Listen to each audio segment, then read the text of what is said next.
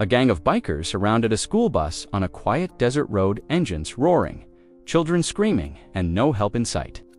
But the driver, a quiet substitute no one knew much about, calmly stepped outside. No panic, no threats.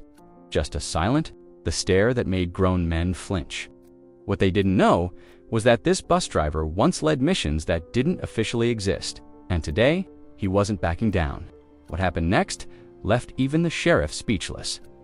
Before we continue with this story, make sure to subscribe to the channel as we have a special story that'll be released soon. The morning light spilled over the horizon in long, dusty streaks, casting a warm orange glow on the cracked pavement of Route 87 in the small town of Dry Creek.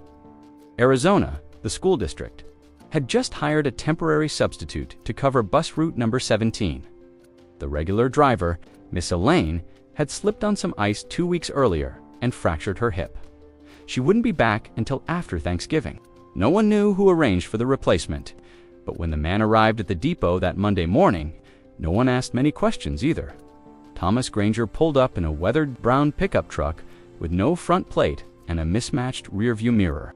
He stepped out wearing clean pressed slacks and a pale blue shirt tucked in neatly under a gray windbreaker. The first thing people noticed about him wasn't his clothing, though it was the way he moved. Deliberate, quiet, not stiff, but with a kind of tension that suggested he was always half a second from reacting to something unseen. He signed in at the front office without saying more than a few words to the secretary. Thomas Granger, Route 17. His voice was low and even, and he didn't smile. He handed over the paperwork he'd brought with him: commercial driver's license, fingerprint clearance, and a substitute authorization letter from the district office. Everything was in order. When he left the building to head out to the yard, the secretary watched him go with a faint frown. She couldn't quite put her finger on it, but there was something about him that didn't line up. Maybe it was the way he scanned the parking lot before stepping outside, or the faint outline of old scars beneath his collar. Out in the yard, the other drivers were gathered in a loose cluster near the vending machines. Most were retirees, locals who'd lived in Dry Creek their whole lives.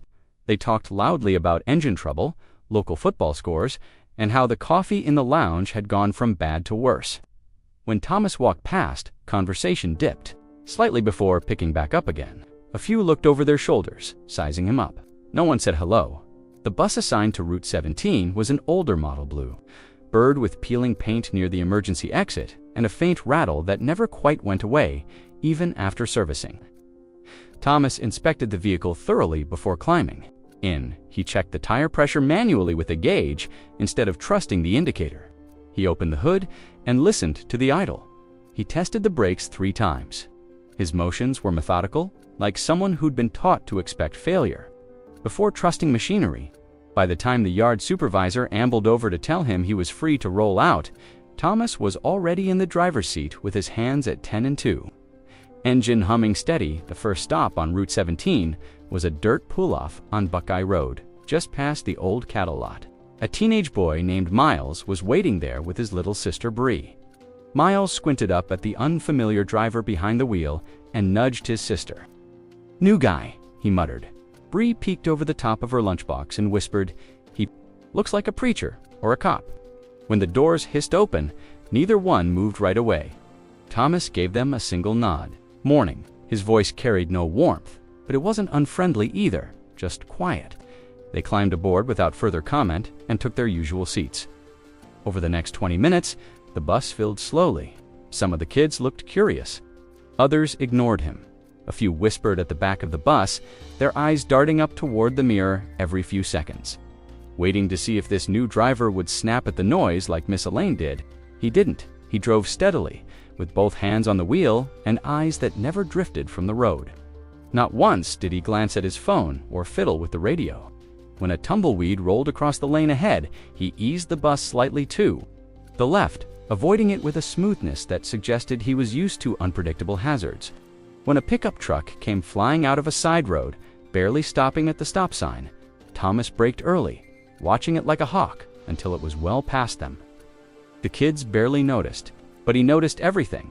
At the school, he parked with perfect alignment, adjusted the rear view one last time, and opened the doors without needing to be reminded.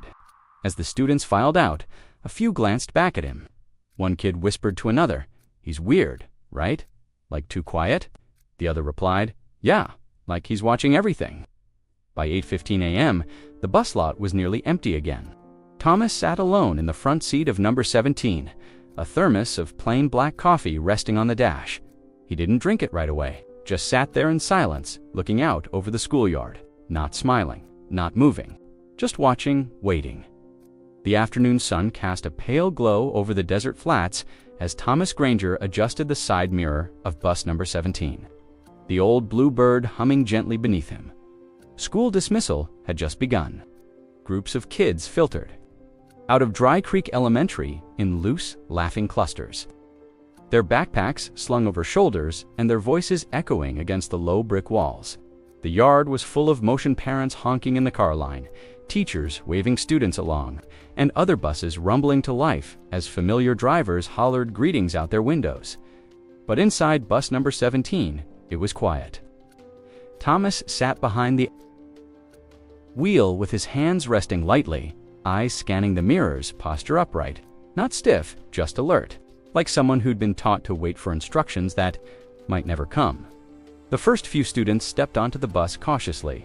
Lily McKenna, 4th grade, with 2 French braids and a tattered unicorn folder clutched to her chest, was the first to board. She paused on the bottom step, glancing up at the unfamiliar driver. "Miss Elaine's sick," Thomas said simply, without turning his head.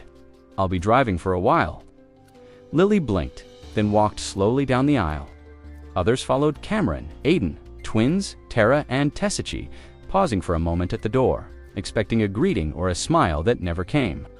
Thomas didn't glare, and he didn't seem rude, but he didn't speak unless necessary. He nodded once at each child and kept his attention split between the mirrors and the growing collection of backpacks and shoelaces crowding the aisle. By the time the last student had boarded and the doors folded shut with a metallic click, whispers had already started. "He didn't even say hello," one voice murmured. "He looks like he hasn't blinked once," another added. "Probably sleeps with his eyes open." From the back row came a louder voice, Grayson Phillips, 8th grade and proud class clown, who called out, "Hey, bus driver, you a vampire or something? You gonna turn around and hiss at us if we talk too loud?" Laughter rippled through the seats. Thomas said nothing. He checked the mirrors, tapped the brake, and eased the bus into gear. The laughter died down when he didn't respond. Not because they were afraid exactly, but because it was unclear whether he hadn't heard, didn't care, or was simply choosing to ignore it. The bus turned out of the school lot and onto Desert Willow Road. The route wound through long stretches of nothing barbed wire fences, sun-bleached signs. The occasional rusted-out pickup left to rot on the edge of a cow pasture. It was the kind of terrain that made people squint without realizing it. Thomas drove with steady hands, his foot never jerking the accelerator, his fingers resting lightly on the wheel, but never losing contact. Every curve was anticipated. Every stop rolled in too gently. The older kids stopped throwing jabs when they noticed how smooth the ride was. The bumps that usually jostled their backpacks out of the seats barely registered. Even Lily stopped holding the seat in front of her after the third turn. At the stop by Canyon Hollow, he let 3 kids off. One lingered near the front, waiting for Thomas to say something. He didn't, just opened the doors, nodded once, and waited. The boy eventually muttered thanks and stepped off. Doors closed, engine low. The bus moved on. It wasn't just the silence that made the students look at each other strangely as the ride continued. It was the way Thomas watched everything. His eyes darted to the mirrors every few seconds. But not nervously, methodically. He glanced down the side streets, scanned approaching cars, checked the rear view every time a dog barked or a gravel crunch sounded out of place. Once, he eased to a stop without warning just before the cattle fence crossing near Bramble Road. "What's he doing?" someone muttered. A second later, a low pickup shot through the intersection without slowing, kicking up a cloud of dust as it blew past the stop sign. The students fell into an uneasy quiet after that when they reached the last stop at Wild Horse Trail. Most of the bus had emptied out. Grayson lingered, of course, waiting near the back until it was just him and one other kid, Owen. As the bus idled, Grayson sauntered up the aisle. "So, where are you from, Mr. Silent?" he asked with a cocky grin. "Thomas." didn't respond. He just looked at the mirror, meeting Grayson's eyes in it for a long second. Grayson blinked and let out a half laugh. Okay then. He grabbed his backpack and stepped off the bus without another word. When the last stop was done, Thomas pulled the bus into the depot, parked it with careful precision, and filled out the end-of-day checklist in neat block letters. He did not turn on the radio. He did not check his phone. He just sat for a moment, eyes forward, hands still. Across the yard, one of the mechanics watched him through the garage window. "You see that new guy?" he muttered to his coworker. "Drives like he's clearing a minefield." The other laughed. Maybe he is. Neither of them noticed the way Thomas kept watching the mirror, even after the engine was off.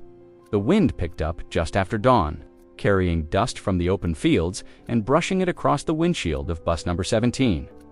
Thomas Granger arrived at the depot at 6:03 a.m., exactly 2 minutes earlier than the day before. He parked his pickup in the same spot, stepped out in the same pressed windbreaker, and walked across the lot with the same steady gait that had already begun to catch the attention of the other drivers. No one had tried to talk to him much, and that suited him fine. He checked his mirrors, his tires, his brake lines. Nothing skipped, nothing rushed. He moved like a man for whom every inch mattered. By the time he rolled out of the depot, the sky had shifted from gray to gold, and the town of Dry Creek was beginning to stir. At the stoplight by the grain silo, he waded through a longer cycle than usual. A flatbed truck hauling fencing materials rattled through the intersection. A teenage girl on a skateboard cruised by with earbuds in and a backpack bouncing against her spine. The world looked the same as it always did, dull, quiet, half-dash asleep. Then just past the bend on County Line Road, near the Sinclair station, where the kids from the western farms got picked up, he saw them for motorcycles. Big ones. Chrome pipes gleaming even in the weak light. They were parked diagonally along the dirt shoulder, half in the gas station lot, half on the gravel. The men standing around them wore leather vests, black, patched loud in their own way even without engines running. One of them was tossing a cigarette onto the pavement. Another leaned against his handlebars, arms crossed, watching the road.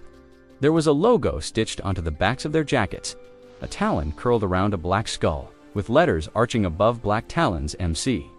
Thomas didn't slow down. He didn't look long either. Just one glance, no more than a second, sweeping across the group, but his hands shifted slightly on the wheel. His back straightened a notch more. The sound of the engine stayed even, but something behind his eyes tightened. The bikers didn't move. They weren't blocking the road, not exactly.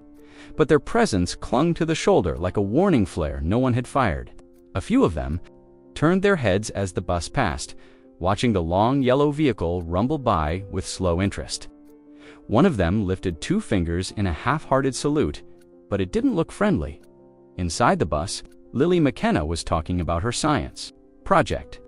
2 boys in the back were arguing over whether a coyote could beat a pit bull in a fight. Nobody else noticed the men. Nobody but Thomas. He pulled up to the first stop across from the Sinclair station, checked the mirrors, and opened the doors. Bree and Miles got on, the way they always did, quiet, half awake, shuffling down the aisle with their usual slow rhythm. "Who are those guys?" Miles asked, glancing over his shoulder toward the station. Thomas didn't answer. He tapped the brakes once and pulled back onto the road. Grayson, who had just boarded at the second stop, leaned over the seat and looked out the window. "Hey," he said with a grin. "We got Hell's Angels in Dry Creek now. Thought this place was too boring for biker gangs." Tara chuckled. "Maybe they're tourists or criminals," Owen added quietly. The kids tossed theories back and forth. Thomas said nothing. He kept driving, but every few seconds his eyes flicked to the rear view, not toward the students, toward the road. Watching the curve behind them, the next few stops passed without incident. A girl forgot her lunch and cried until her older brother promised to share his. Someone spilled apple juice, and it puddled. Beneath the seats, Thomas never spoke except to remind Lily to keep her backpack out of the aisle. But as the bus neared the school and the laughter and noise rose around him, he looked once more at the mirror, not at the children, but at the road that lay behind. The gas station disappeared from view, but he could still picture the emblem. Stitched on those jackets, he had seen similar patches before, years ago, in places that didn't show up on most maps.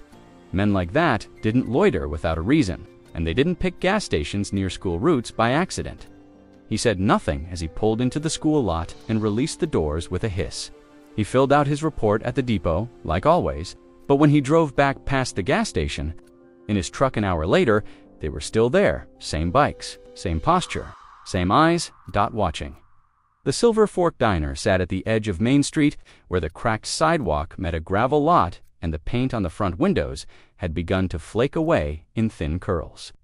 Inside, it smelled like burnt coffee and fried eggs, the kind of scent that clung to your clothes and reminded you where you'd been.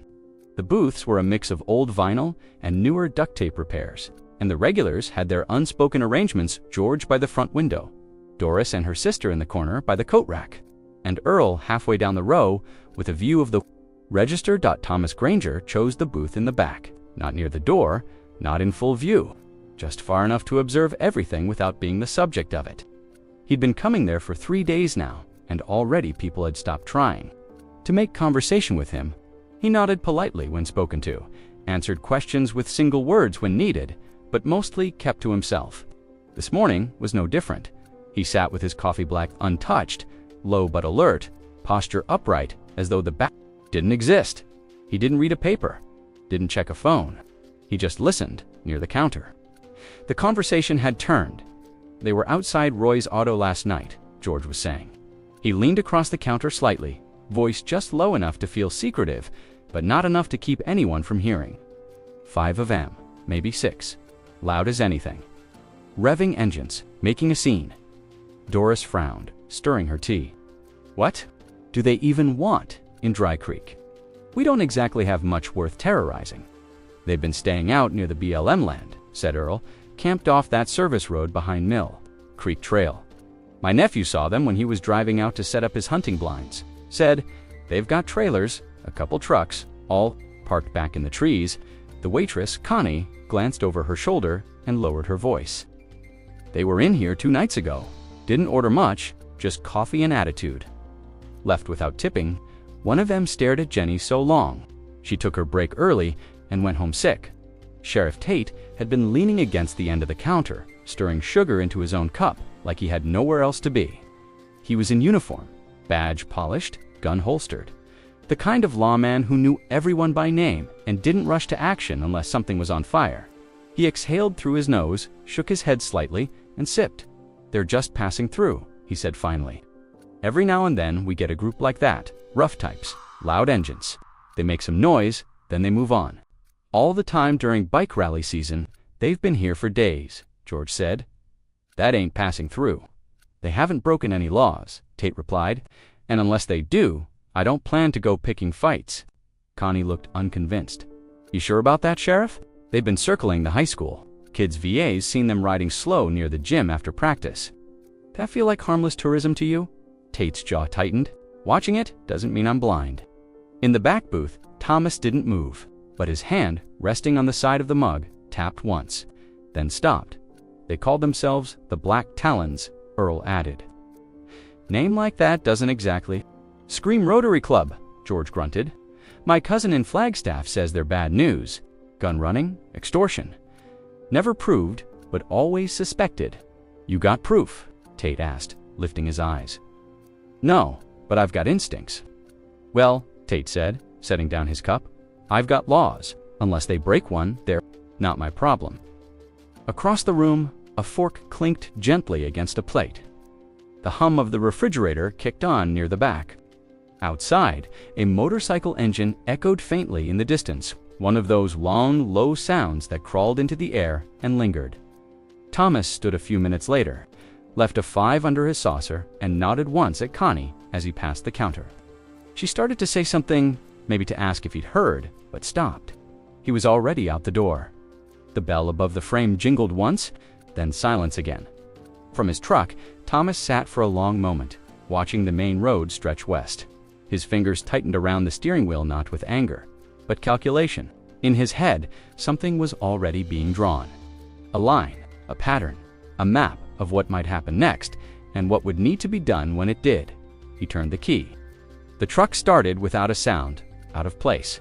The engine hummed evenly as he pulled out of the lot, turned toward the open road, and disappeared down the street lined with sun-faded flags and sagging mailboxes. Nobody saw him look back, but he did, just once. Toward the gas station on the far edge of town. The morning had started without incident. The air was cooler than usual, and the sky over Dry Creek was layered in soft gray clouds that hadn't yet made up their mind about rain. Thomas Granger ran his usual checks on bus number 17, wiping a smudge from the windshield and tapping twice on each rear tire before stepping up into the driver's seat. The radio was off. It always was. Low rumble. His hands settled on the wheel at the first stop. Lily climbed aboard with a piece of construction paper tucked under her arm. She smiled shyly as she passed him. Thomas gave her a slight nod, just enough to acknowledge her without disrupting his rhythm. At the next stop, Miles and Bree entered in silence, and at the third, Grayson was already stirring up noise from the back before the bus doors had closed. He was always loud in the mornings, something between overconfidence and boredom. It was halfway through the route, near the long stretch of open desert between Pinion Drive and the old cattle range, when the first low growl of engines reached. The bus stopped. At first, it sounded like nothing, a pair of cars maybe, or a truck dragging something loose. Then the pitch changed. It became more deliberate. Closer. Thomas glanced once at the mirror. For motorcycles, staggered formation, moving. Fast. They weren't just passing by. They were pacing him, revving hard, falling back, then surging forward again in jerky bursts of noise.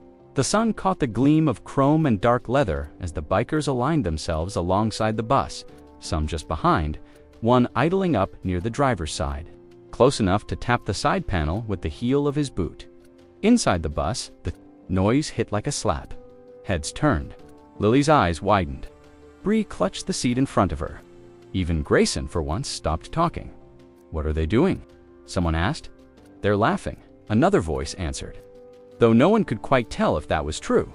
One of the bikers peeled off toward the oncoming lane, popped his front wheel slightly off the ground, and swerved back at the last second, his exhaust screaming through the open landscape. Another began to circle behind the bus like a dog waiting for the gate to open. Thomas kept driving. His foot didn't hesitate on the pedal. His grip on the wheel didn't tighten. His eyes had narrowed just slightly, the lines at the corners of his face sharpening with quiet awareness. He checked the mirrors again calmly and adjusted the wheel to keep the vehicle perfectly centered in the lane. A biker pulled up beside the window near the third row. Cameron, seated there, slid down in his seat. The biker lifted his arms and made a face a mocking, exaggerated Leorand, revved his engine so hard it made the windows rattle. Cameron turned away, pale. "Are they going to do something?" Tara whispered. "They can't do anything," Grayson said, his voice uncertain. "Now, right? It's a school bus." But the shouting had started, not from the bus, from the bikers. Words they couldn't quite hear over the engines, but the tone came through. It wasn't friendly, and it wasn't random. One of the men raised a fist and punched the air. Another slapped the side of his tank. The revving grew louder, syncopated, like some dark rhythm meant to taunt or unsettle. Thomas tapped the brakes once, not hard, just enough to adjust the spacing. The sudden change in momentum forced the biker behind him to pull slightly wide. Then, without warning, he accelerated gradually, but with clear intent, moving the bus back up to a steady speed that stretched the pack thin again. He didn't look left, didn't look back. He just kept driving. Inside the bus, silence fell. The kind of silence that only comes when every child realizes at the same time that something isn't quite right, and the adults aren't telling them why. The bikers lingered for another mile. Then, one by one, they broke off. Some turned down side roads, others throttled ahead in a spray of dust, disappearing into the desert horizon like shadows burning out in the morning light. When they were gone, only thing left, that and the faint whisper of wind through the open top vents. Thomas slowed slightly at the final turn and pulled up to the school drop-off line with the same care he always used. Doors opened. Children filed out quietly, without jokes, without chatter. Even Grayson didn't say anything, just walked off. With his head down, Thomas remained in the driver's seat, hands resting on the wheel, eyes fixed on a point just beyond the fence. He didn't speak. He didn't move. But something in the way he sat there said he'd already memorized every license plate, every face behind the goggles, every patch stitched on those jackets. He had seen it before, and he was waiting not for help, not for permission, just for the next move. The street outside the Dry Creek Sheriff's Office was nearly empty by sundown. One flickering lamppost lit the gravel lot where Thomas parked, his truck, dust still clinging to the wheel wells from the morning route. The building itself was a squat structure with a sagging porch awning and windows that hadn't been washed in months. A faded American flag hung motionless in the still air. Inside, the lights buzzed faintly and the front counter was unattended. Thomas stepped through the door quietly, his boots soft on the linoleum. He didn't speak, just waited. After a moment, a chair scraped against the floor, deeper in the building, and a voice called out, "Be right there." Sheriff Tate appeared from a side hallway, balancing a foam cup of coffee and a file folder under one arm. He wasn't wearing his hat now, and his uniform shirt was untucked at the waist. He looked like a man ready to call it a day. When he saw Thomas, he paused. "You need something?" Thomas nodded once. "Bikers." Followed the school bus today for several miles, revving engines, circling, shouting. Tate blinked, caught between surprise and mild irritation. He gestured toward a plastic chair near the counter. "You want to sit?" Thomas remained standing. "All right then," Tate said, setting the folder down and rubbing the bridge of his nose. "Let's walk through." They touched the bus. "No, try to force you off the road." "No, block traffic." Trailed us. Rode alongside for a while, loud, intimidating threats. Nothing audible, gestures, faces. One of them slapped the side panel near a window. Tate sighed and took a slow sip from his cup. "Granger, I'm not saying it's nothing. I get it, it's not a good look. But unless they cross a line a legal one, I've got nothing to book them on. You said it yourself. They didn't touch the bus, didn't make verbal threats, didn't damage anything." Thomas didn't respond. His posture remained neutral, hands at his sides, expression unreadable. "I'm not minimizing it," Tate added. "I'll send a patrol to swing by the route in the morning, try to get a plate if they show up again. But unless they pull something more direct, I'm boxed in. Constitution and all. They're testing limits," Thomas said quietly. Tate looked at him a moment longer, then leaned against the counter. "You know, you don't say much, but when you do, it lands. Yeah, they might be testing, but this isn't Fort Bragg. It's Dry Creek.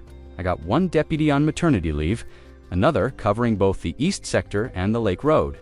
I can't shadow every school bus." Thomas's gaze didn't shift. "I'm not asking you to, because right now, all I can do is keep my eyes open and wait for them to screw up in a way that sticks." A long pause passed between them. The hum of the overhead light filled the space where other men might have argued or pleaded or tried to bargain.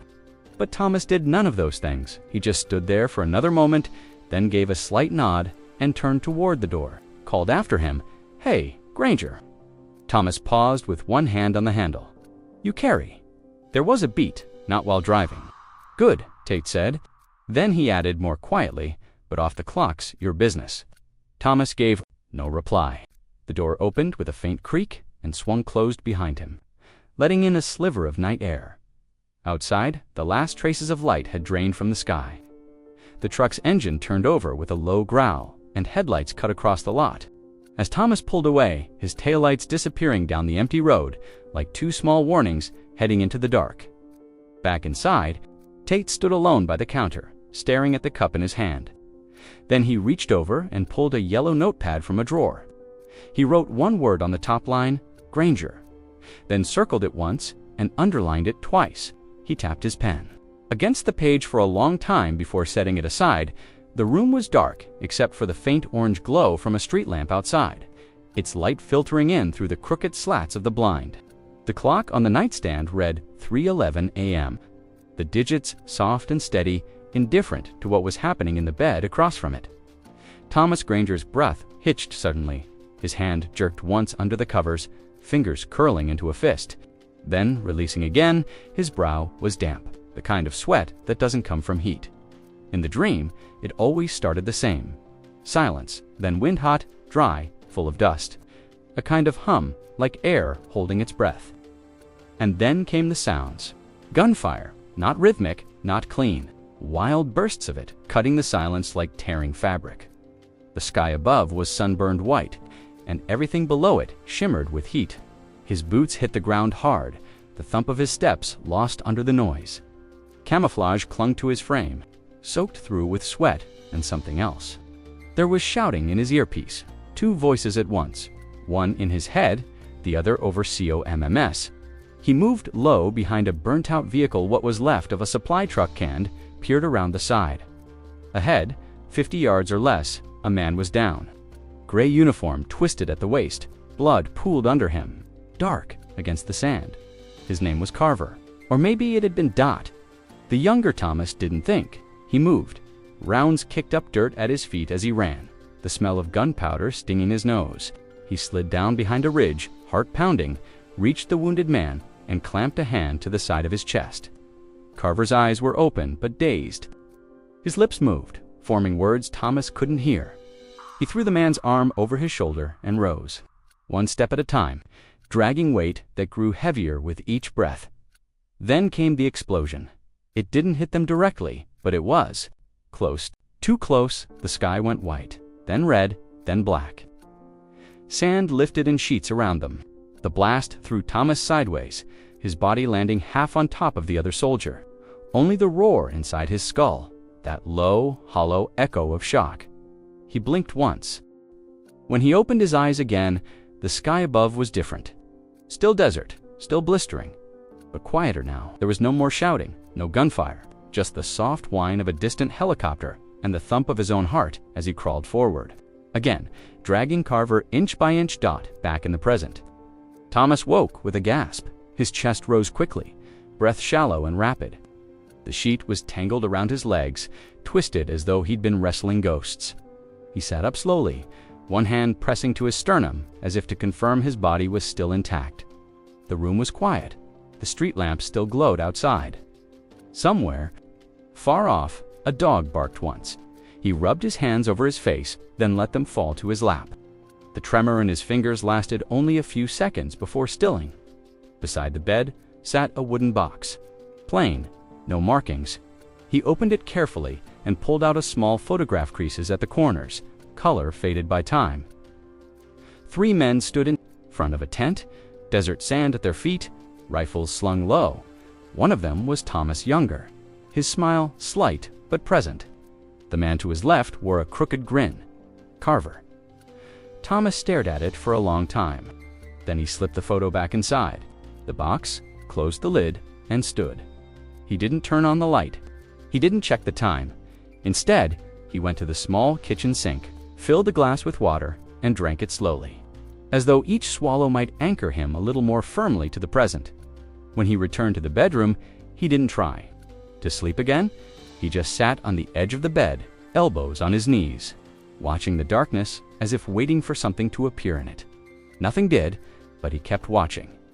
Lunch, period at Dry Creek Elementary, was always a little chaotic. Paper lunch bags, rustling, juice boxes being passed across tables, the clatter of plastic trays, and the low hum of 100 conversations happening all at once. In the back corner of the cafeteria, at a table near the windows, a group of students sat in a loose cluster, picking at their meals and trading stories like currency. Grayson Phillips, naturally, was the one doing most of the talking. "I'm telling you," he said, through a mouthful of peanut butter sandwich, "he doesn't even blink. I sat right behind him this morning. Watched for 20 minutes, not one blink." Lily McKenna frowned, her apple slices untouched on the tray in front of her. "That's not even possible. You'd have to blink, otherwise your eyes dry out and fall out." "He's probably got robot eyes," Grayson said.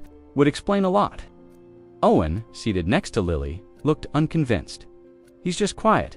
That doesn't mean he's weird." "He is weird," Tara chimed in, twirling a plastic spoon between her fingers. "He doesn't talk. He doesn't smile. He didn't even react when those bikers were circling us. I was watching him the whole time. He just kept driving like nothing was happening." "He's definitely seen stuff," Lily said quietly. Grayson turned to her. "What's that supposed to mean?" "My dad thinks he's ex-military," she replied, her voice even like she was just stating a fact. "He said the way the guy moves, it's all deliberate. Said he doesn't drive that bus like it's a vehicle, he drives it like it's a mission." There was a short silence around the table. "Your dad really said that?" Owen asked. Lily nodded. Last night at dinner, he said, Mr. Granger doesn't walk like normal people. He walks like he's still checking corners. Grayson let out a laugh, but it wasn't as loud as before. That's just how old people walk, all stiff and slow. Doesn't mean he's a secret ninja. I saw him behind the depot once, said Mason, a quieter kid who usually didn't speak unless someone spoke to him first. He looked up from his tray, his voice hesitant. Last week, before school, I was early 'cause my mom dropped me off on her way to work. What was he doing? Tara asked. Mason shrugged. Pull-ups. On the maintenance scaffold, like real ones, not those wobbly half ones Coach Ramirez makes us do and pay. How many? Grayson challenged. I don't know. I lost count. He just kept going. Wasn't even breathing hard. There was another pause. That doesn't mean he's military, Grayson muttered. Then why's he doing pull-ups behind the bus yard at 6 in the morning? Owen asked. No one had a good answer to that. From another table, Sophie Evans leaned back to join the conversation. She wasn't part of their usual group, but she'd been sitting close enough to hear. My brother's in the Army, she said. You know what he told me before he shipped out? He said, the ones you gotta watch for are the quiet ones. Ones who don't brag, don't show off. Said those are the ones who've really been through it. Through what? Tara asked. Sophie just shrugged. Through enough. Lily picked at the corner of her napkin. I think he's just trying to be left alone. Well, it's working, Grayson muttered. Nobody even wants to talk to him, but we're all watching him, Mason pointed out. Isn't that kind of the same thing? That observation sat uneasily among the group outside. The wind picked up and the cafeteria windows rattled in their frames. The school wasn't far from the edge of town, and when the desert wind blew in hard enough, it brought with it the smell of dust and distant highway, and sometimes the faint roar of motorcycle engines, though no one could tell if that was imagination or memory. The bell rang for the end of lunch, and the students rose in scattered lines, picking up their trays and slinging backpacks over shoulders. As they shuffled back toward class, someone no one could remember who later said, Bet he's got a whole wall of medals or something. Nobody argued, and nobody laughed. The morning sky was streaked with red, low clouds catching the sun. As it rose behind the hills, dust curled off the roadside in thin spirals as bus number 17 hummed steadily along its usual path. Inside, the students were louder than usual, restless, jittery. It wasn't just morning energy. Something else lingered beneath their voices, something they hadn't named but all understood. The black talons hadn't been seen the day before, but that only made their absence feel heavier, like a breath being held too long. Grayson was mid-sentence in a story about a haunted cornfield. When the first engine growl split through the cabin, it came from ahead this time, not behind. Thomas tapped the brakes as the bus crested the small hill near Sand Hollow Road. The scene came into view, and the bus went still. 6 motorcycles blocked the road, completely spread out in a wide fan. Formation across both lanes, their front wheels angled toward the bus-like teeth in a jaw. The riders sat tall on their bikes, faces obscured by dark helmets and goggles, leather vests hanging open in the wind. Behind them, one rider idled slightly apart from the others, arms folded across his chest, boot resting casually on the ground. His vest was different tread, stitching instead of silver. The patch on his back larger, older, worn around the edges. He didn't wave, he didn't move. Inside the bus, a girl screamed, then another. A backpack dropped and thudded against the floor. Miles leaned toward the aisle and stared out the windshield. Are they, ... Are they going to move? He asked, voice shaking. Grayson pushed his head up near the glass, eyes wide. They're blocking the whole thing. We can't go around. He has to back up or something, right? Nobody answered him. Thomas sat silently behind the wheel. The bus idled in place, the low engine hummed steady beneath the sudden, growing panic. His eyes didn't move from the road, he didn't speak, but his hands slowly came off the wheel. One sliding to the seatbelt, buckled ... click ... The sound was quiet, but it cut through the cabin. Thomas rose from his seat without a word. He stepped into the aisle and walked toward the folding door. His movements were deliberate, unhurried. He didn't take anything with him, no phone, no radio, no clipboard. He didn't look back at the students. He simply pressed the door release lever and stepped outside. The morning air hit hard with the weight of silence. Dust curled around his boots as he walked forward, one step at a time, across the short stretch of pavement that separated him from the line of waiting bikes.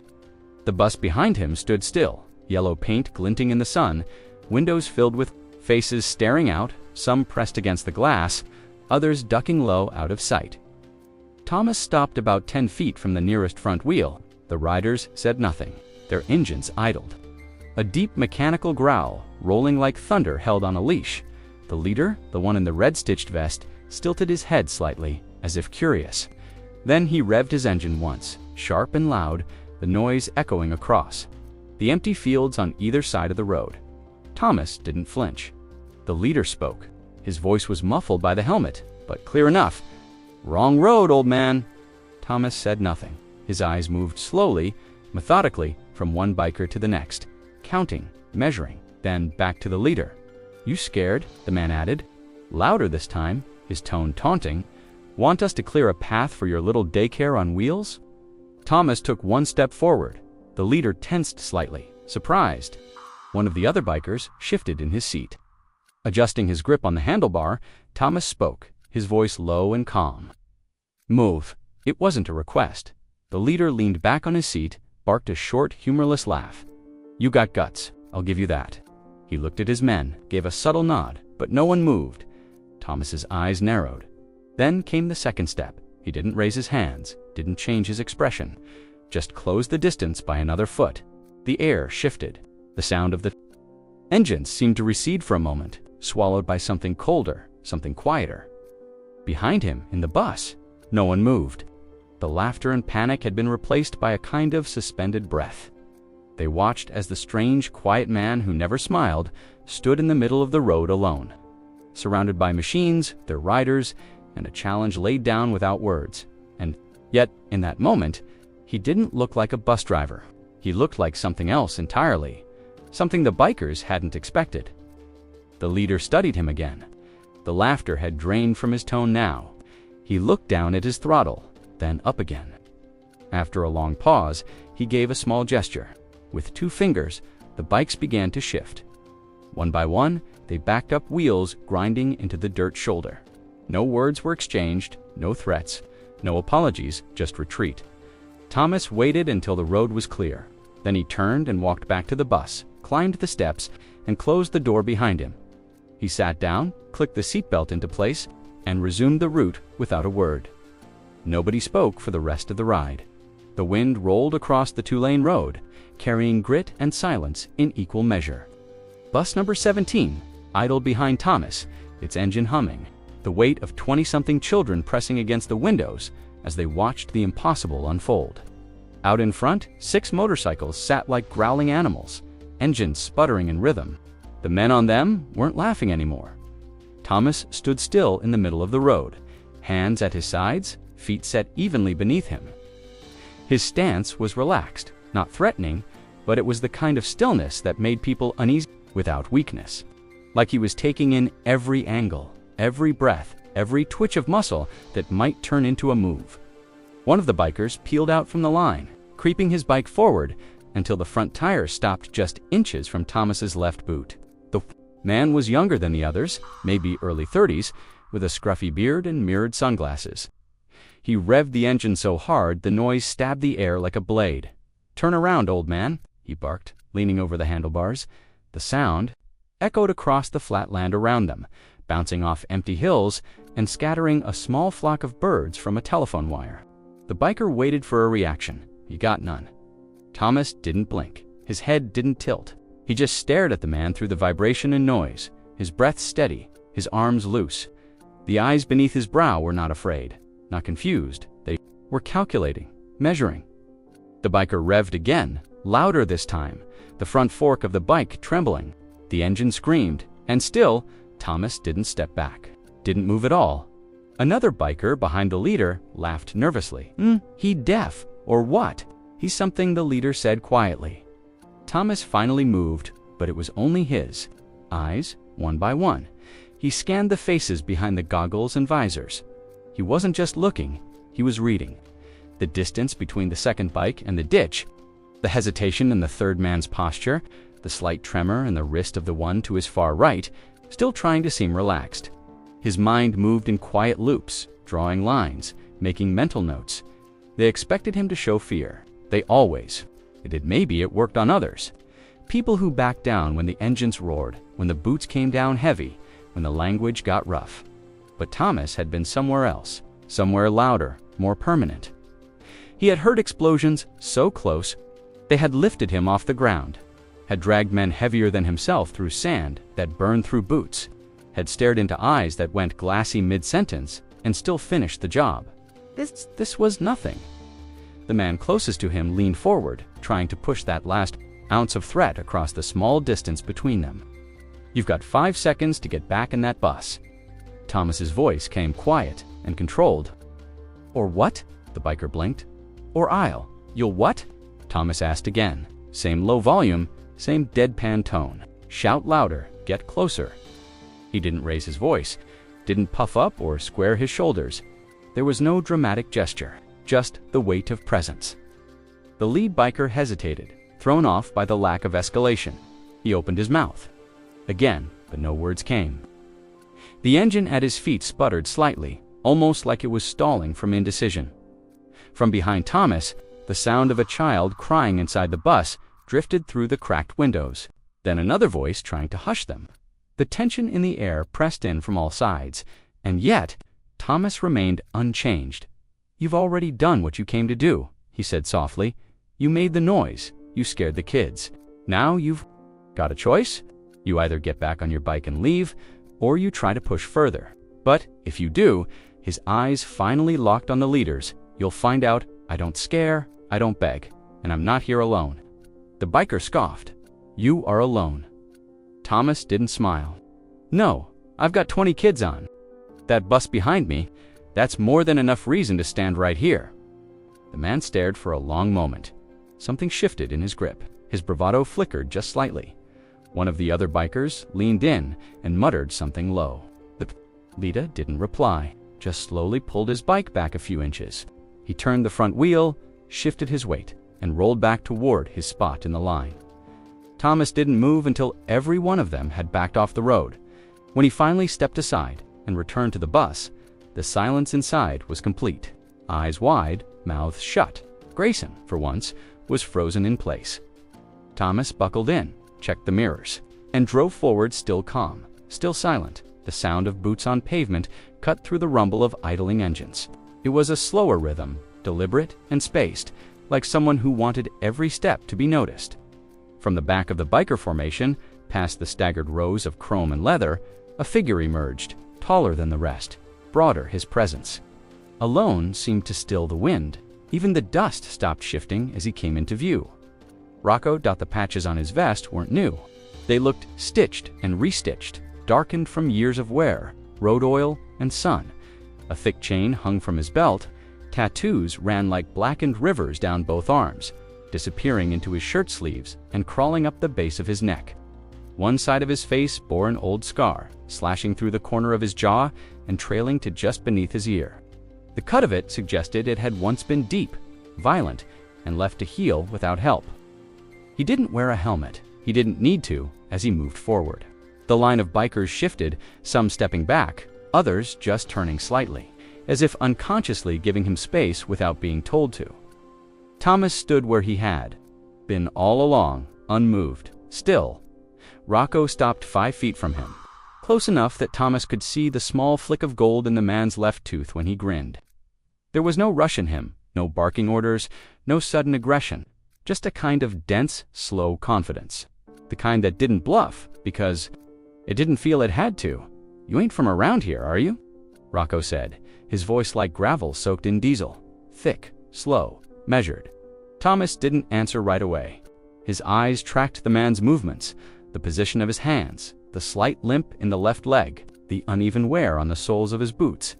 Everything mattered, even posture. "I'm driving a bus," Thomas said calmly. Rocco smiled wider, but it didn't reach his eyes. "Yeah, I noticed. Pretty bold getting out and walking right up to my crew like that." They blocked a school bus. "You ever seen a school bus turn around in the middle of the road?" Rocco asked. "Not easy. Lot of metal, lot of screaming kids." Thought maybe we'd do the driver a favor and get his blood pumping before homeroom. Thomas didn't blink. Rocco looked over Thomas's shoulder toward the bus where the children still stared through the windows in eerie silence. "They watching all this?" he asked, pretending casual curiosity. "You teaching M something, like a little courage under pressure talk without the talking." Still no reply. Rocco took one slow step closer. The air between them compressed, like heat rising from asphalt. "I'm guessing you ain't just some guy who found a job listing on a corkboard," Rocco said. "You walk like someone who's had to keep their back against walls, eyes on the exits, probably got a scar or two nobody can see from." The outside Thomas's gaze didn't shift. "You ain't law. I know what that smells like. You ain't military police either, too quiet for that. But you're something. I can feel it. You carry that weight around like it's part of your skin." Still, Thomas said nothing. Rocco tilted his head slightly, that same cocky grin back on his face. "Problem is, Mr. I don't care what you are. I care what message you send. 'Cause right now, you just told a bunch of kids it's okay to stand in front of men like me." "They already knew," Thomas replied. That gave Rocco pause. Just a flicker of something behind the bravado confusion, or maybe curiosity, but it was brief. He rolled his neck once, the vertebrae cracking in a dry pop. Then he took a half step back. "You're gonna regret poking this bear," he said. "Sooner or later. I've seen bigger bears." Thomas replied. Rocco's eyes narrowed. Then he turned without another word, boots grinding into the gravel as he walked back toward his bike. The others followed his lead, engines sputtering back to life. The pack began to roll, wheels crunching over the edge of the shoulder, turning, slowly in unison, until they peeled off. Down the road in a haze of dust and tailpipes, Thomas stood still until the last engine sound had faded. Then he turned and walked back toward the bus, eyes low, steps even. The children hadn't moved. No one dared speak. He climbed the stairs, closed the folding door behind him, and sat down in the driver's seat. The seatbelt clicked, the transmission shifted, and the bus rolled forward once more. The road wide open ahead, the sun had crept higher, casting sharp angles through the dust as it hung low in the air. The air shimmered slightly above the asphalt, giving the road a wavering look as if it were holding its breath. Rocco hadn't moved yet. He still stood near his bike, watching. There was something in his stance now that hadn't been there before, a faint shift. Not quite respect, but no longer dismissive either. It was as if he were trying to recalibrate, trying to figure out whether Thomas Granger was a man worth listening to, or just another obstacle. Thomas took one slow breath, raised his hand to shade his eyes from the glare, and turned slightly to glance down the road. He didn't say anything, but the quiet motion told Rocco enough. The hand that went up caught the sunlight, just retanned, something small but unmistakable gleamed across the inside of his wrist. A scar, thin and pale now, but old. One of those marks that had been deep once. It ran horizontally across the skin, too clean for an accident, too precise to have come from anything random.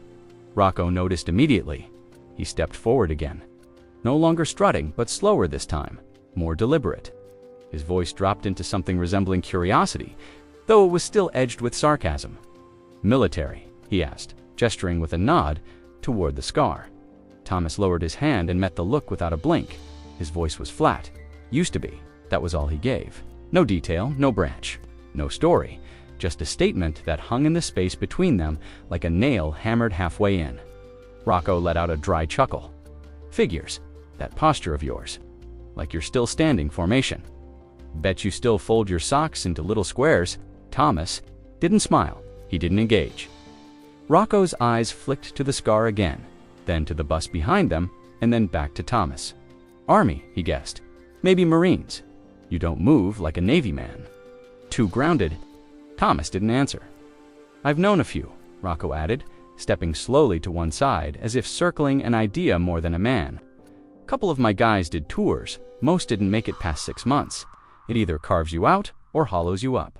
Ain't a lot of middle ground." Thomas didn't nod, didn't shake his head. Just stood there, weight balanced across both feet, hands loose, jaw still. The sun caught the edge of his profile now, clean-shaven. Eyes steady.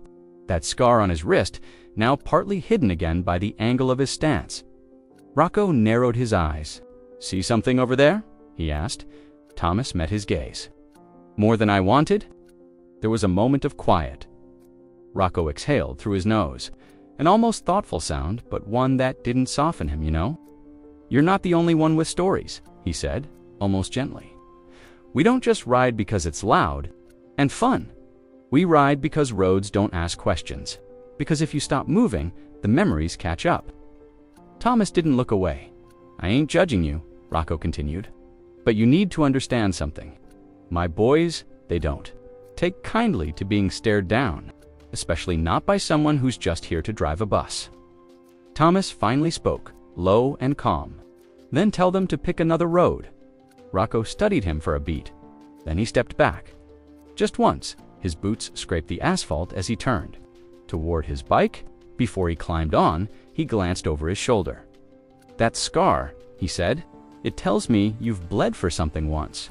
That means something to me. But don't think that means we're friends." "We don't need to be," Thomas said. The engine roared to life beneath Rocco's feet. He rolled forward slowly, not in retreat, not in surrender, but in something more like withdrawal. A recognition that whatever was happening here wasn't going to end the way most standoffs did. The other bikers followed his lead, peeling away one by one, the road slowly clearing again until the noise faded into nothing but the wind. Thomas stood in place for a moment longer. His hand drifted to his wrist, fingers brushing the edge of the scar. Then he turned back toward the bus. The students were still watching, faces pale, eyes wide. No one said a word as the door folded open and Thomas stepped back inside.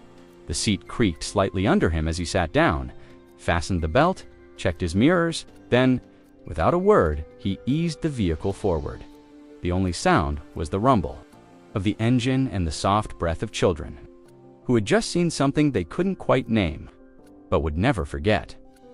The morning heat was already rising by the time Thomas turned onto the stretch of dirt road that led past the old grain silos. Dust kicked up in clouds behind the wheels of bus number 17, and the children inside bounced slightly with each bump in the uneven road. It had been quiet for the first few miles, too quiet. Even Grayson, usually loud and restless, sat still behind the driver's seat, chewing nervously on the corner of his sweatshirt sleeve. No one was talking. Not about the scar, not about the bikers, not about the man behind the wheel who had become something else entirely in their eyes. Then the engines returned. First, just one, distant and barely audible over the hum of the bus. Then two, then three. Soon, the sound was unmistakable dozens of bikes, their throttles growling as they crept closer. They didn't come from behind this time. They came from both sides. The bus slowed as the dirt road opened up into a flat stretch flanked by dead cornfields. And that's where they were, riders in all directions, some on the edges of the field, others rolling alongside the bus at an unnerving pace. Their faces were covered with bandanas and goggles. Their vests fluttered in the wind, patches glinting under the desert sun. Some shouted. One slapped the side of the bus as he passed, causing a ripple of screams from inside. Thomas didn't change his speed. "Why are they doing this?" Lily whispered from the third row. Outside, two of the bikers veered dangerously close to the bus, their tires cutting hard into the gravel. One rider jerked his handlebars at the last second, slamming his shoulder against the side mirror with a loud crack. The mirror wobbled but held. Another biker stood on his pegs as he rode, laughing, shouting something no one could quite make out. More of them followed, closing in tighter dot. Then the road narrowed dot just ahead. The fields pinched inward, toward an old cattle gate though only opening for half a mile. Thomas eased his foot off the gas. He knew what was coming before it happened. With a sudden burst of movement, 5 bikes surged ahead and stopped sideways across the narrow path. Their engines roared defiantly. The rest of the group circled the bus in a tightening loop, their formation tightening like a noose. Tires spun dust into the air. Voices rose. The bus rocked slightly as a boot struck the rear bumper. Inside, panic began to take hold. Children screamed. Some ducked into the aisle. Others gripped the seats in front of them, frozen. Mason started, crying, a thin whimper that made the others even more tense. Thomas brought the bus to a full stop. He placed both hands on the wheel, sat still for a long moment. Then, slowly, deliberately, he unbuckled the belt, rose from the seat, and stepped to the front. This time, when he opened the door, the noise of the outside world flooded in shouts, engines, gravel crunching beneath boots. He stepped out. The riders were all around him now, faces hidden, movements erratic. A few of them stepped closer. One made a crude gesture toward the bus windows. Another dragged a chain along the side panel, the metal scraping loudly across the yellow paint. Thomas didn't raise his voice, didn't bark an order, but when he spoke, it cut through everything. "Move now," he said, "or someone's going to regret it." 7 words. That's all, and they didn't come with threats or dramatic gestures. They came like a flat line drawn in the sand. A tone that didn't ask for permission or bargain for peace. It simply stated what was true. The rider nearest to him scoffed, took one bold step forward. "You and what army?" He spat. Thomas met his eyes and said nothing. But something about the silence broke the rhythm. The man hesitated. Behind him, the biker with the chain stopped mid-swing, the noise of the links clinking in sudden contrast to the tension now thick in the air. From behind the circle, a new sound rose. Rocco's bike. He pulled up slowly, dismounted, and walked into the center like he owned the road. The others gave way, parting just enough to let him through. He looked at Thomas, looked at the kids in the bus, then back at his men. "We're done here," he said quietly. "No one moved at first," I said. Rocco repeated. "Louder now. We're done." One by one, the engines turned. The riders peeled off, some muttering, others gunning their throttles in frustration. But they left. The ones at the gate moved last, and when they did, they kicked up clouds of dust that hung behind them like smoke after a fire. Thomas stood there until the road was empty. Then he climbed back aboard, closed the door, and sat down. The children watched him with wide eyes, silent as stone. He buckled in and drove forward without a word. The tension was thick enough to taste, settling in the back of the throat like dust and iron. Though the bikers had scattered a day earlier at Rocco's word, not all of them had stayed away. It wasn't in their nature. Some men are drawn to the edge, to testing limits, like moths, to flame thinking themselves fireproof. This time there were only 4 of them. No full circle, no formation. Just a loose huddle of noise and motion, waiting along the same dirt road. The one near the dry creek bed with the rotted fence and tilted sign. They didn't block the road, not yet. They didn't need to. They were already in the way. Thomas saw them from a distance. The bus slowed. Inside, the kids fell into instinctive silence. Not because anyone told them to, but because they understood now, without needing words, what a held breath felt like. As bus number 17 eased to a stop, dust trailing up like smoke, Thomas sat still for a few long seconds. Then he reached down, unlatched the seatbelt, and rose. The door folded open with a familiar hiss. He stepped down into the dirt. The 4 men weren't new faces. One was the same biker who had revved inches from him 2 days ago. Another had been the one dragging the chain. All of them looked younger now in the morning, light less sure of themselves, but not quiet. One of them was laughing, loud, almost forced. "Come out again, hero," the tallest one said, stepping forward. "What? You think we're gonna part like the Red Sea for you again?" Thomas didn't answer. "You've been strutting around like you're made of stone," another said, voice sharper. "Let's see how hard you land." The air buzzed. The birds in the nearby tree line stopped singing. Without warning, the biker on the left lunged forward. It wasn't graceful. It wasn't calculated. It was rage and ego dressed in denim and muscle, charging toward Thomas with a clenched fist and a low shout, as if noise would do the work. But Thomas didn't move. He didn't step aside. Instead, with a shift so small it barely registered, he caught the man's wrist mid-swing and turned not away, but into him. His other hand pressed against the attacker's shoulder, guiding the motion like water around a stone.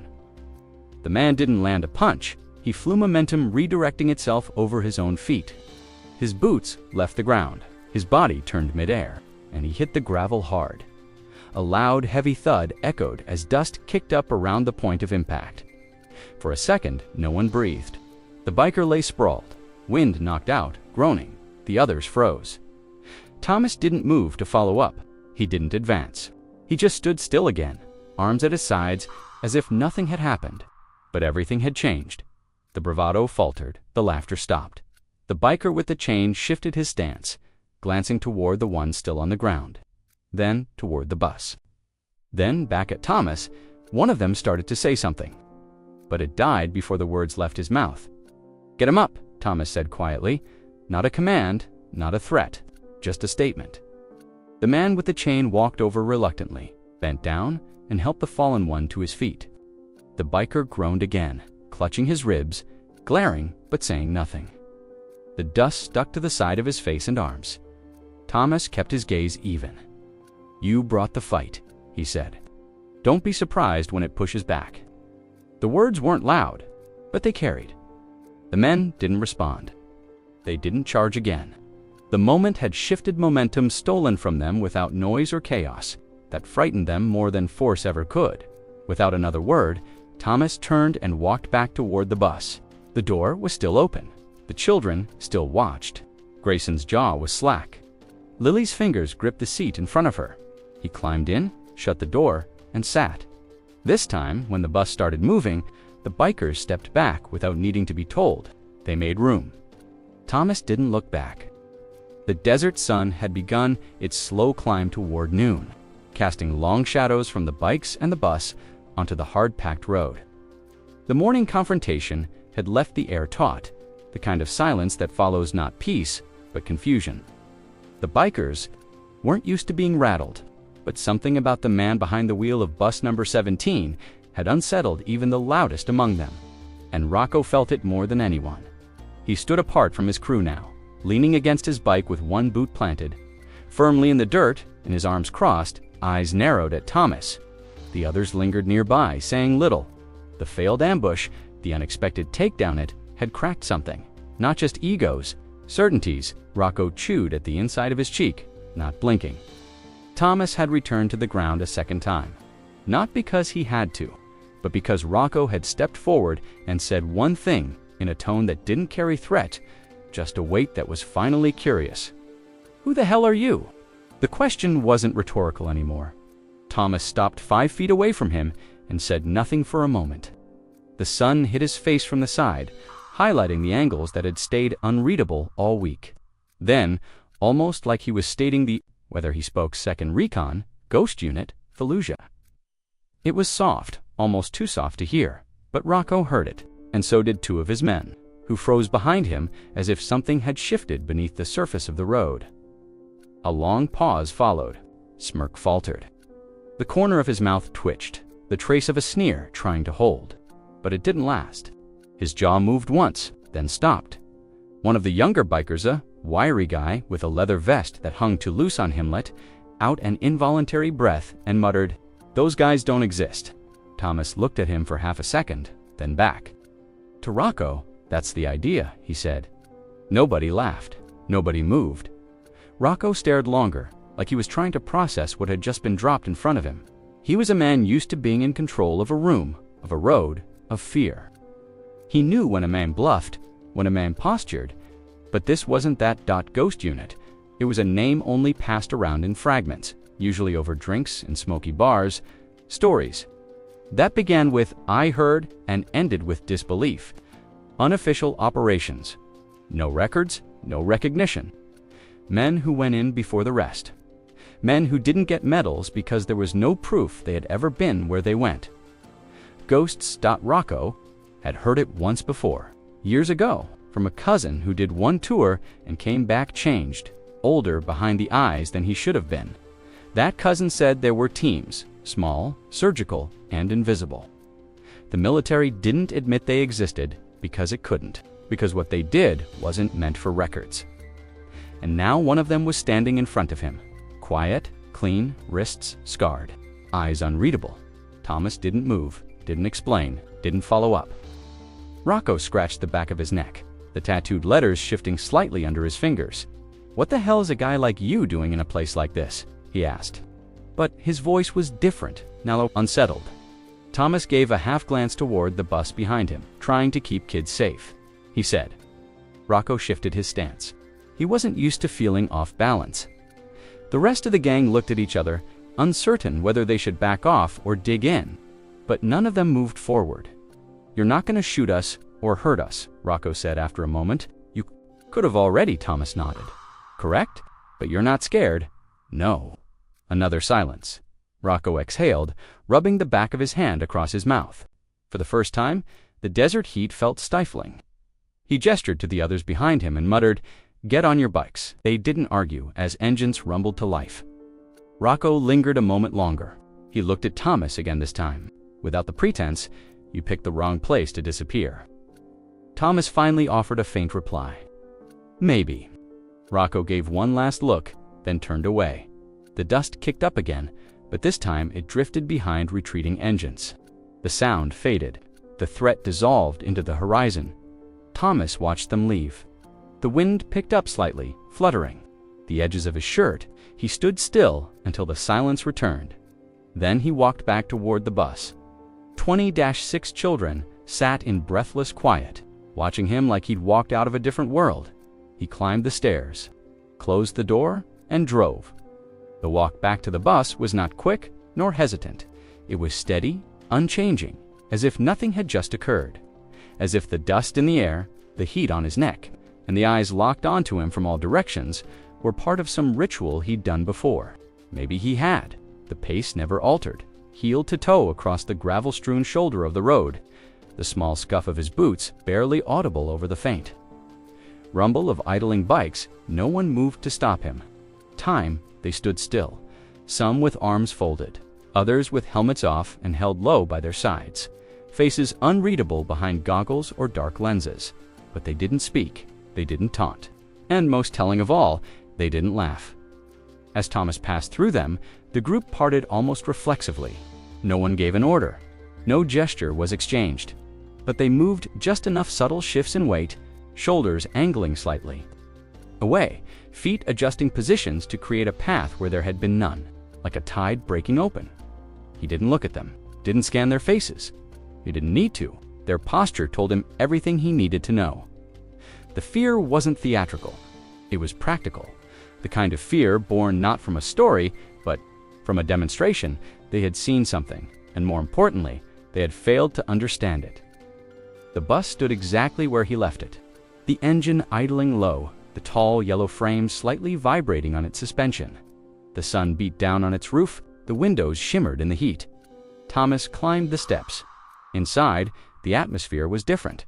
No crying, no talking. Even the usual rustling of backpacks and fidgeting legs had stopped. 26 faces turned toward him, not frightened, but silent, eyes wide, small bodies hunched behind seats or peering out from the aisle, waiting. He stepped into the aisle and paused. "Everyone okay?" he asked. His voice was the same as always, quiet, even a few nodded. One of the boys up front, Logan, whispered, "Yeah." Thomas scanned each row with the same precision he had used when checking sectors on patrol. Left, right, every child. No one missing, no visible injuries. Lily was holding Mason's hand. Even Grayson had his knees up in the seat, arms folded. Across them, face half buried, Thomas gave a single nod. He turned, lowered himself back into the driver's seat, and reached for the gear lever. The door closed with a pneumatic sigh. He shifted into drive, and the bus rolled forward. No one said a word. The dirt road stretched ahead in its usual quiet rhythm, long, winding, speckled with heat waves. The silhouettes of the bikers grew smaller in the mirrors behind them, then disappeared entirely, swallowed by distance and dust. Only the hum of tires and the low growl of the engine filled the space now.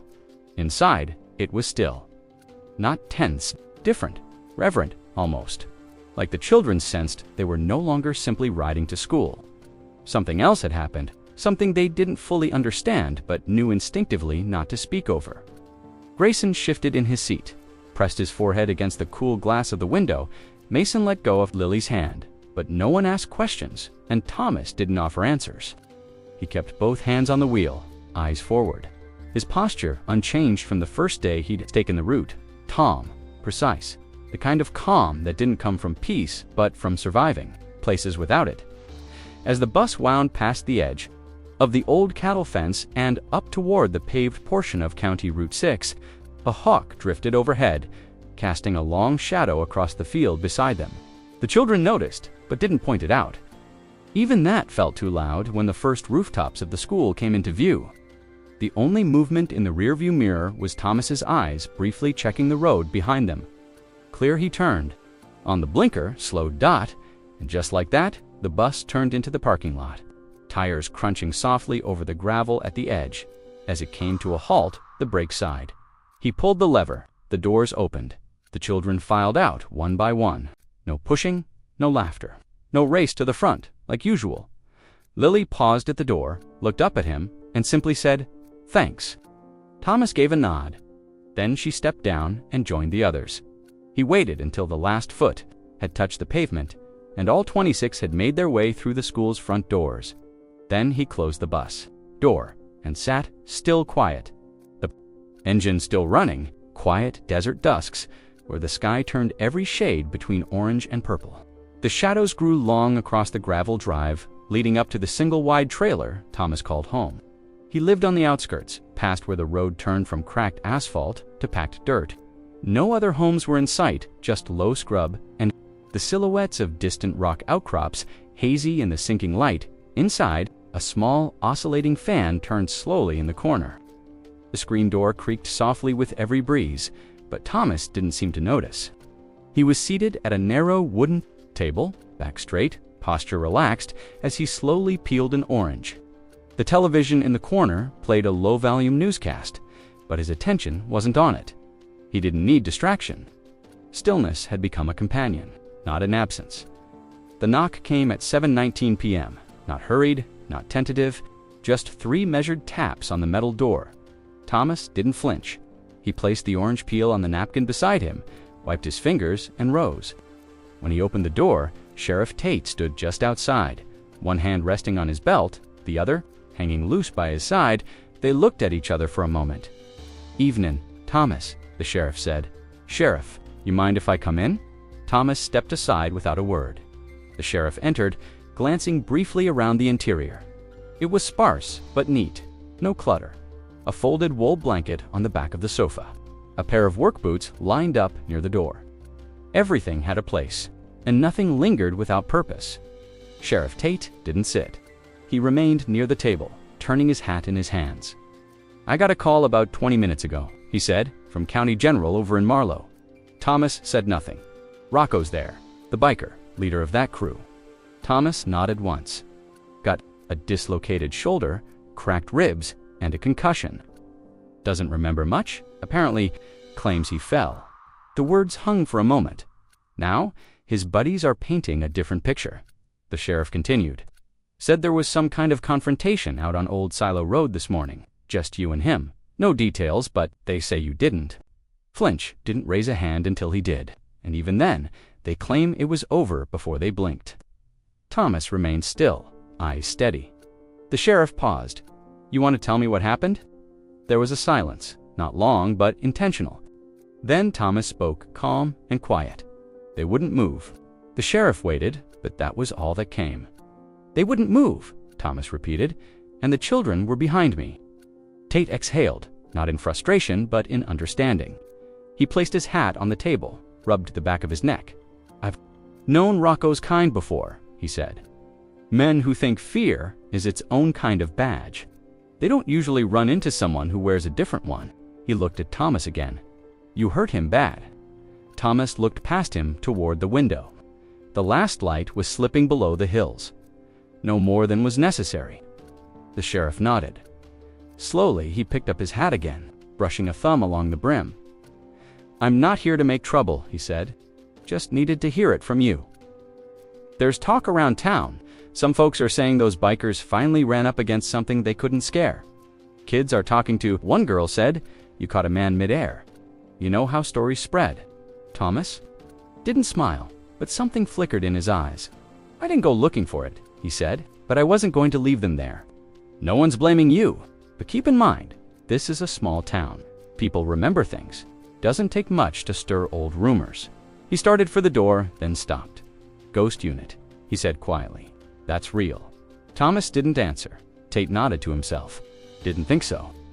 He opened the door and stepped outside. Just before the screen door shut behind him, he added, "Whatever you were before, Those kids are lucky to have you now." The door clicked shut. Thomas stood for a long moment in the quiet. Then he sat back down, picked up the orange. One front desk, 2 holding cells that hadn't been used in years, and a filing cabinet system that still depended more on paper than digital entries. Sheriff Tate had worked there for 21 years, and in all that time, he'd rarely needed to look into a resident's past. Folks around here were either known or easily guessed. Their stories tended to be lived out in the open divorces, debts, family fights, old rivalries. There were no real secrets in a town like this until now. After his visit to Thomas Granger's trailer the night before, something sat uneasy in the sheriff's chest. Not suspicion, something else. A quiet sense that he'd brushed up against a man shaped by places few people came back from the same. He told himself it was curiosity, maybe caution, but it didn't matter what name he gave it that morning. He opened the terminal in his office and typed in Thomas's name. At first, what came back was standard. Date of birth, 1968. Place of birth, Yuma, Arizona. Previous employment, listed as federal contractor, logistics and transport. 2 previous addresses in Southern California, one in Nevada, then his current residency in Red Mesa. But when Tate tried to access anything deeper, military records, employment details, security clearance levels, he hit a wall. The screen blinked once and returned. A message he hadn't seen in years. Access restricted, classified under federal authorization. He leaned back in his chair, took off his hat. That kind of restriction wasn't routine, especially not for someone working as a substitute bus driver in a dusty town with 1 high school and a single diner. Still, there were fragments, things not redacted completely. He found a summary of service. United States Marine Corps, active duty from 1987 to 2009. Rank, gunnery sergeant. Deployment history was sparse, with major gaps in the mid-2000s.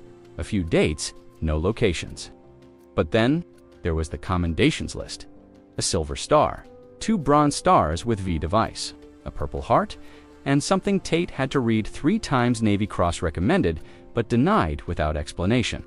The denial code linked to a classified operation, but the entry was still visible. Further down, there was one brief note. It didn't have much, just a single sentence embedded in a larger field. Discharged following Operation Stone Garden, Kandahar Province. That was it. No context, no dates, no debrief summary, just a name. But Kandahar, that was no ordinary theater, and this wasn't. A line cook who did a tour and came home to run a garage. This was a man shaped by shadows, decorated, wounded, and erased from most of the systems designed to preserve military history. He was the kind of person who existed between lines. The sheriff sat with it for a while. The air in the office felt tighter than usual. Outside, a patrol car rolled past the window slowly, driven by Deputy Halstead on his morning loop. Life moved on in Red Mesa the way it always did. Calm, predictable, unremarkable, but Thomas Granger wasn't part of that rhythm. He had dropped into town like something forgotten, and yet nothing about him was accidental. Tate stood, walked over to the coffee maker, and poured himself a fresh cup, though the taste of burnt beans wasn't what he needed. He stared out the window at the empty lot across the road. An old gas station stood there, boarded up, its pump handles still dangling like tired arms. He remembered Rocco standing in front of that station a few weeks ago, loud and smug, spinning, his helmet in his hand. Now Rocco was in a hospital bed, ribs bruised, shoulder out of socket. And the man responsible had walked away without so much as a scratch or a raised voice. Tate returned to his desk. He considered printing what little he had found, but thought better of it. He closed the browser instead, wiped the history, and pushed his chair back. Whatever Thomas had done, whatever he'd been part of, it wasn't just war. It was war beneath the surface, and those files hadn't been scrubbed just to protect the nation. They'd been buried to protect the men inside them. As far as Red Mesa was concerned, Thomas Granger drove a bus. That would be enough. The morning sun rose over Red Mesa with its usual indifference, spilling light over ranch fences, dust-coated windows, and the cracked pavement of County Route 6. The town moved slowly at this hour. Sprinklers ticked in dry front lawns. A single newspaper landed with a thump on a porch. And at the depot near the edge of town, bus number 17 idled quietly beside the other worn-out fleet vehicles, waiting. Thomas Granger stepped down from the driver's side like he always did, calm and deliberate. The same pressed uniform, the same thermos in hand, the same quiet nod to the mechanic who sat on a stool chewing his morning toothpick, radio crackling low beside him. But there was something different in the air, not in Thomas yet, but around him. When he pulled into the first stop, the usual rustle of children was absent. No scuffling for seats, no teasing shouts across the aisle, just a long moment of quiet before the door opened and Lily was the first to board. She was holding something. Her small hands clutched a sheet of construction paper bent slightly at the corners. She didn't speak right away, just climbed the stairs, stood next to his seat, and held it out to him. Thomas looked down. It was a drawing made with crayons and pencil of a broad-shouldered figure in a bus driver's cap standing in front of a yellow school bus. Around the figure, in bold letters, were the words Super Sergeant Granger. The figure wore a red cape, and one hand was raised, palm out, like a shield. The other clutched a stop sign. Lily shifted on her feet. "My dad says you're like a real hero," she mumbled, "so I made this." Thomas took the paper, studied it quietly. His hand was still for a moment, but then one thumb moved slowly along the edge of the drawing, smoothing a slight wrinkle. His eyes met hers. "Thank you," he said, voice even, but something softer beneath it. She smiled and moved to her seat. More kids filed in. Grayson, Mason, the Alvarez twins. They were quieter than usual, but not withdrawn. They nodded at him. As they passed, a few even offered small waves. "One boy," Will murmured as he went by, "Hey, Sergeant Granger." The name lingered in the air. It wasn't mocking. It wasn't a joke. It was something else, respect in the language of kids who'd seen more than they knew how to explain. And Thomas heard it. He didn't correct them. Didn't tell them to call him Mr. Granger again. As the bus filled, the atmosphere settled into something new. Not the wary silence of the days before, but a kind of reverent quiet. The same way children act in places they understand are sacred, but don't. Yet have the words for Thomas place the drawing on the dashboard, just beside the radio knob. He didn't tape it or pin it. He just let it rest there, the corner fluttering slightly when the fan kicked on, when he shifted the gear lever and pulled the bus back onto the road. Something passed across his face. It wasn't quite a smile, but it was close. The corners of his mouth turned up slightly. His eyes crinkled just a bit at the edges, and for the first time in many years, maybe longer than anyone would guessed, Mass Granger looked content. Route continued. Same winding roads, same stops. But everything felt different. Kids talked in low voices about their art projects and upcoming field trips. Mason read from a comic book. Lily gazed out the window with a faint hum on her lips. At the last stop, before they reached the school, one of the boys in the back shouted, "Hey, Sergeant Granger, you gonna be here all year?" A ripple of laughter followed, not mocking, just light. Thomas glanced in the mirror. "We'll see," he replied, and the laughter rose again, just loud enough to carry through the cabin. When they pulled into the school lot, the routine resumed. Backpacks slung over shoulders, shoes scraping on metal steps. But every child gave him a look before stepping off the bus. Not long, just a second. But it meant something. Lily lingered as she reached the bottom step. She turned back and pointed. "At the dashboard, he needs a cape," she said. Thomas gave a slow nod. "I'll work on it." And with that, she skipped off to catch up with her friends. The door hissed shut behind her. The engine rumbled softly and idle, and Thomas sat for a moment longer, hands resting lightly on the wheel, eyes on the empty aisle. He didn't need medals. He didn't need files. This was enough. The black talons were gone before sunrise. No engines, no taunts, no final declarations. Just absence. The kind that lingers not with drama, but with weight. It was the gas station attendant, Rick, who first noticed. He opened the shop at 6:15 a.m. like he always did, keys jingling, half-eaten granola bar in one hand, and an old mug of burnt coffee in the other. The pumps were silent, the gravel out front undisturbed. The small field of bikes that had gathered and loomed there for nearly 2 weeks was empty. At first he thought maybe they'd moved to the other side of town, or gone out on one of their morning rides, the kind that left behind the smell of exhaust and the echo of aggression. But by 7 o'clock, nothing. No familiar figures in leather. No boots on asphalt, no idle threats muttered under breath. Just silence. And wind by 8 o'clock, Sheriff Tate had driven by, squinting through his window as he passed the old lot. A single cigarette butt still smoldered near the curb. That was all. The bikes, the men, the menace, they were all gone, and they hadn't said a word. No confrontations, no warnings, no farewell appearance, just ... gone. But someone had left a message. It was Rick again who spotted it. Mid-morning, he was sweeping the front stoop when he noticed something odd about the wood post near the ice machine. The grain had been scarred, not with spray paint or marker, but cut into the surface with something sharp, likely a boot knife. Deep, deliberate strokes, carved just enough to last through the desert sun and dust aught for words.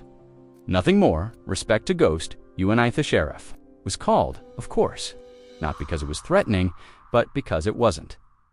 That's what unsettled people more: the silence, the absence of the noise they had come to expect. When Sheriff Tate arrived, he stood in front of the carving for a long time, hands on, his hips chewing the inside of his cheek. He didn't need to say anything. Rick hovered nearby, but didn't speak either. There was nothing to add. That evening, the story passed through town quietly, not as gossip, but as fact. The Black Talons had left. No one knew why, not officially, but everyone understood something had changed.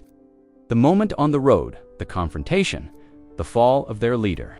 The presence of Thomas Granger had done more than shake them. It had sent them away, and the message carved into the wood wasn't for the sheriff. It wasn't for the town. It wasn't even for the children on the bus. It was for the man who had stepped into the middle of a road, without raising his voice or his fists, until there was no other choice. A man who hadn't asked for attention, who didn't explain himself, who simply stood between danger and 26 children, and didn't flinch. Thomas never mentioned it. He drove his route that morning the same way he had the week before.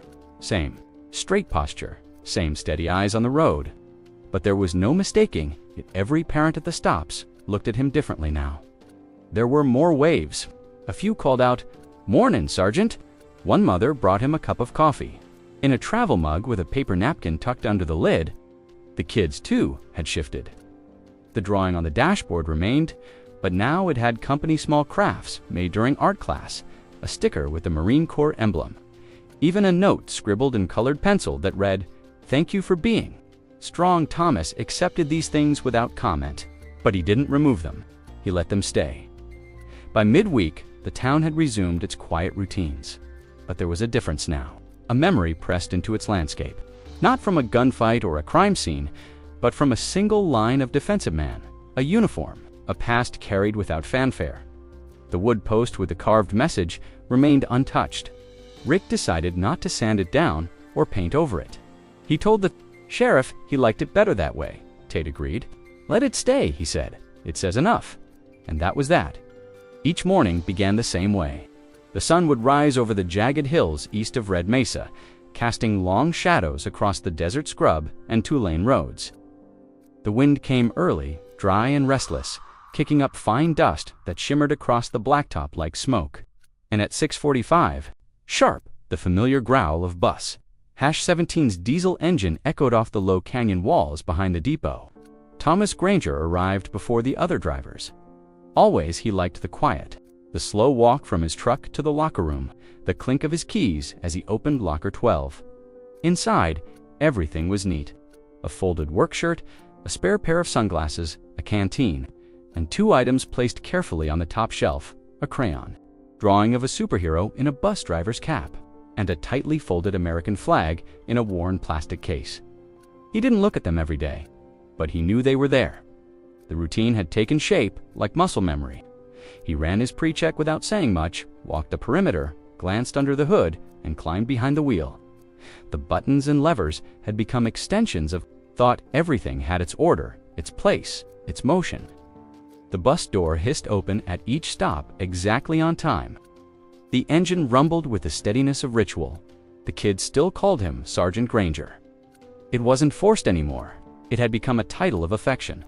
A few of the younger ones had started drawing new pictures for him, some serious. He didn't keep them all, but every one earned a thank you nod or a quiet word before they found their way home, tucked inside a backpack. They behaved now, not because he demanded it, but because they wanted to.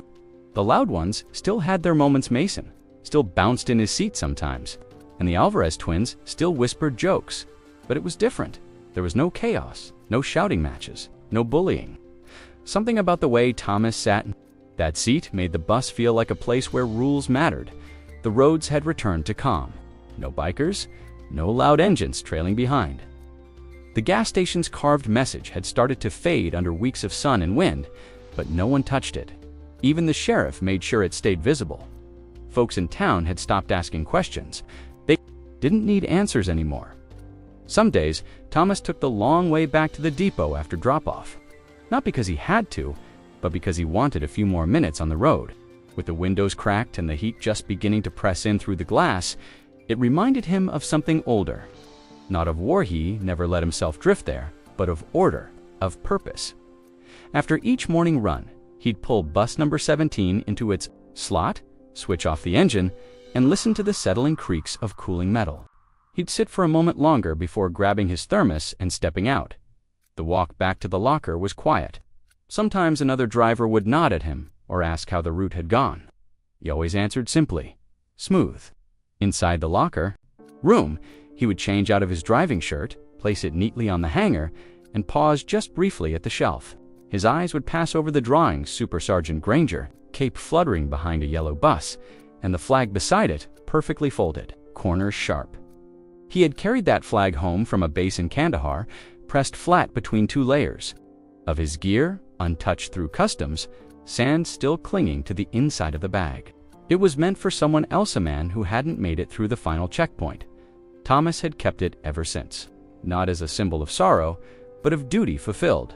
Now it lived in a locker, in a town with one grocery store, one sheriff, and 26 children who climbed onto his bus each morning without fear.